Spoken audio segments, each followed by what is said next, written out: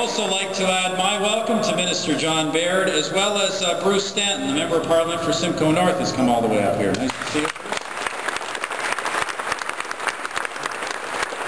And as well, the gentleman who's going to carry our colours in Sudbury, the Conservative candidate for Sudbury, Fred Slade, has joined us today.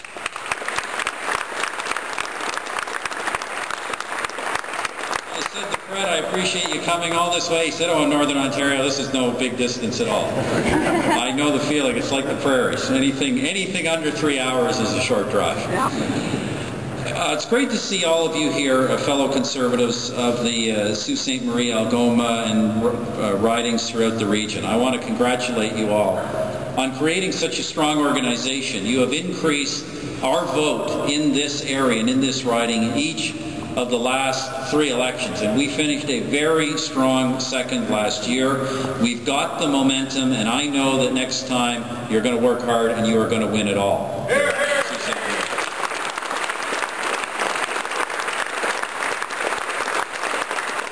I believe you will be helped by the strong work our government has done, and particularly Minister Baird, Minister Clement, and some of the other ministers have done under our economic action plan to stimulate the economy and create jobs here.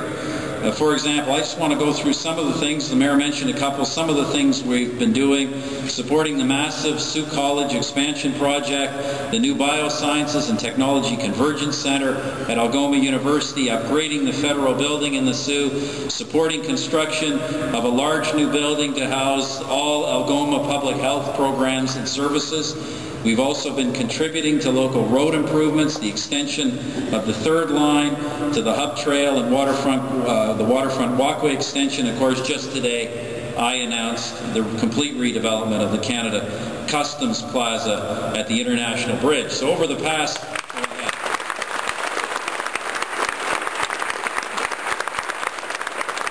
Friends, I have to say this. I can't help myself. I have to say this. We've managed to do this with a local NDP member who managed to vote against every single one of these things, and we got them done anyway. So imagine what we could do with a Conservative member actually working for this election.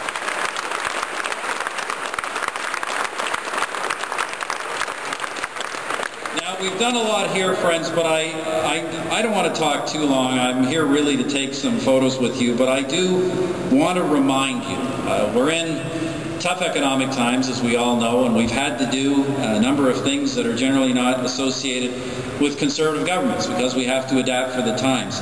But I want to remind you, never forget what a difference a Conservative government has made in this country over the past 3.5 years. I can just pick a few things. Remember how it used to be leaving our north undefended, particularly the Arctic, undefended and unprotected for over 13 years. We have taken real action to assert this country's sovereignty over our north and over our Arctic.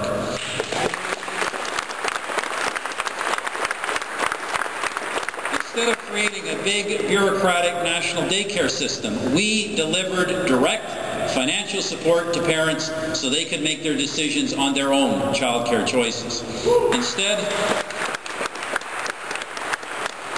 of subsidizing court challenges, the previous government was doing, subsidizing lawyers to bring forth court challenges by left-wing fringe groups, we have been bringing in laws to crack down on criminals and support victims in this country. And while I'm here, I don't want to forget it because I know it's an important issue here. Some of you should be aware of this if you're not already. We are still, we believe that you go after the people who use guns to commit crimes. We are still trying to get rid of that registry. We have the NDP, the Liberals, and the Bloc stopping us from even having a vote on that issue in the House of Commons. We need to get a mandate so we can get that thing passed and let law-abiding gun owners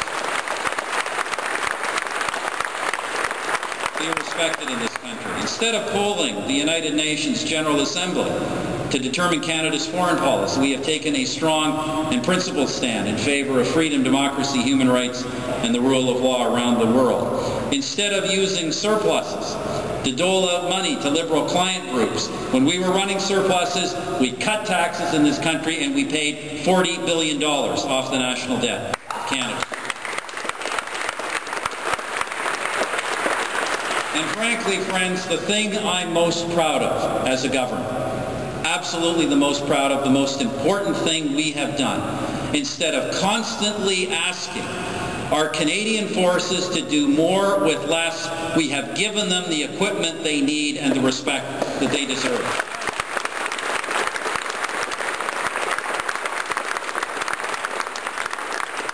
I just ask you for a moment to imagine how different things would be if the Liberals were still in power. Imagine the bloated bureaucracy their national daycare program would have created and probably not have delivered a single child care space. Imagine how many left-wing ideologues they would be putting in the courts, federal institutions, agencies, the Senate, how many more they would be putting in. Imagine the damage Mr. Ignatieff's carbon tax would be doing to our economy in the middle of a global recession. Now, friends, we have come forward, as you know, with our economic action plan. It's an important, large-scale, one of the largest-scale stimulus measures in the world. We're delivering it in a rapid way, but our spending, friends, is temporary. The opposition has said, and they've been very clear, we should be spending a lot more, and we should be making that spending permanent. And they have said, and I know Mr. Ignatieff is trying to change his tune today, they have said repeatedly they would raise taxes to pay for that spending, to pay for their permanent spending. And that, friends, is one of the biggest single reasons this government needs to be elected. So when the recession is over, we can keep taxes going down in this country instead of going up.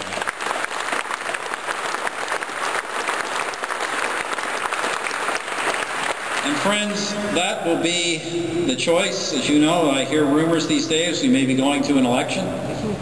I want to spend a moment and talk about that. The next election will be a choice.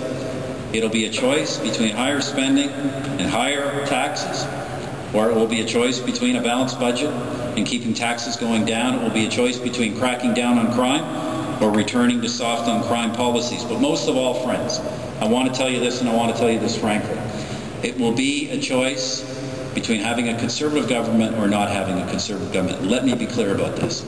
We need to win a majority in the next election campaign.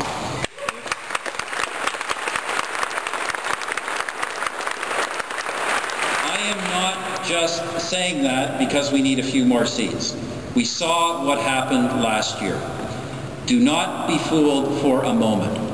If we do not get a majority, the Liberals, the NDP, and the Bloc Québécois will combine and they will form a government. They will deny this till they're blue in the face in an election campaign, but I guarantee it, if we do not win a majority, this country will have a Liberal government propped up by the socialists and the separatists. That government may not last very long, but every day it is in office, it will do long-term, real damage to this country. This country cannot afford a government like that. If they force us to the polls, if they get together and force us to the polls, we have to teach them a lesson and get back there with a majority and make sure their little coalition never happens to this country.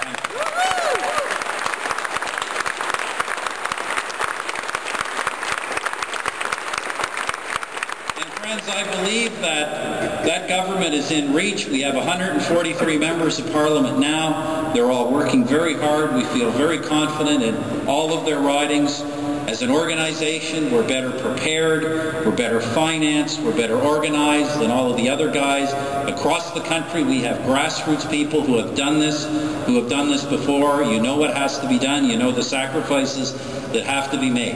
I appreciate the work you do. I appreciate the tremendous work you've done in this part of the country to really build the Conservative Party almost out of nowhere over the last 3 elections to get us within striking distance. I know you're going to work hard in the campaign that comes and get us over the top. So I want to thank you. I want to thank you for the work you've done in the past. I want to thank you for being here today. And I want to thank you in advance for making sure you will elect a fine Conservative representative to the Government of Canada in the next federal election.